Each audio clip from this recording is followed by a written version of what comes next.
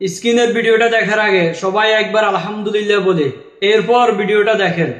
প্রথমে আপনাদেরকে একটা অত্যন্ত সুখবর দিয়ে শুরু করি যে ইউএইতে আমরা আমাদের বাংলাদেশি ভাইরা যারা সময় এই আন্দোলনে শরিক হয়েছিলেন এবং ওখান থেকে তারা দাবি তুলেছিলেন যে আমাদের দেশের পরিবর্তন এবং তারা এই বৈষম্য বিরোধী ছাত্রদের আন্দোলনে একাত্মতা ঘোষণা করেছেন।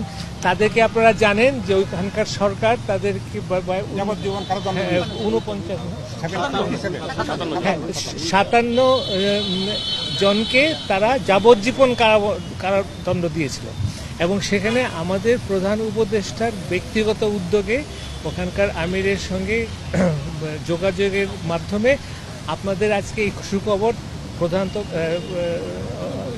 উপদেষ্টা আমাদেরকে বললেন যে তাদের সবাইকে মাফ করে দেওয়া হয়েছে।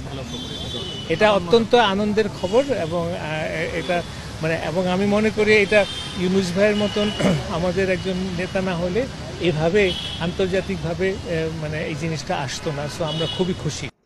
ডক্টর ইউনুস স্যার যে ভালো ভালো কাজগুলা করতেছেন, উনার ঋণ আমরা কখনো শোধ করতে পারবো না। উনার জন্য মন থেকে দোয়া করি আল্লাহ যেন উনাকে ভালো রাখেন, সুস্থ রাখেন।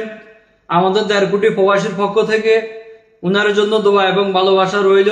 আল্লাহ যেন উনাকে দীর্ঘ নেখায়েত দান করেন।